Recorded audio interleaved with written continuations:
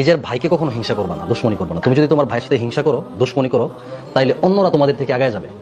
মানুষ তোমাদেরকে লাঞ্ছিত করবে। একটা কুকুর আর একটা গাধা প্রতিযোগিতা লাগছে, যে আগে 5টা গ্রাম পার হয়ে যাইতে পারবে সে হচ্ছে রাজা, সে রাজত্ব দিবে, নেতৃত্ব দিবে। আচ্ছা, কুকুর মনে মনে খুশি যে আমি তো বেশি দৌড়াইতে পারি, আমার দৌড়ের স্পিড বেশি, তো গাধাকে আমি হারাই ফেলবো। তো কুকুর আর গাধা যখন রেস লাগছে, তখন গাধা আস্তে আস্তে হাঁটতেছে, কুকুর দৌড়ানো শুরু করছে প্রতিযোগিতায়।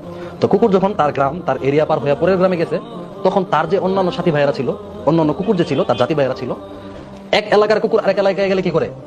হিংসা করে না? দৌড়ানি দেয় না? হ্যাঁ, তো ওই এলাকার কুকুর দিছে তাকে দৌড়ানি, তো কুকুর তো দিছে দৌড়, কোন রকমে পার হইয়া পরে এই গ্রাম পার করছে, পার করে যখন পরের গ্রামে গেছে, ওই এলাকার কুকুর আবার তাকে দিছে দৌড়ানি। এইভাবে করতে করতে সে গেছে পিছায়। তো যাই হোক, কোন রকমে সে দৌড়াইতে দৌড়াইতে হাঁপাইতে হাঁপাইতে 5 গ্রাম পার করে গিয়া দেখে কি গাধা ওইখানে সিংহাসনে বসে আছে। মানে গাধা ওই প্রতিযোগিতায় জিতে গেছে। কুকুর হেরে গেছে কেন?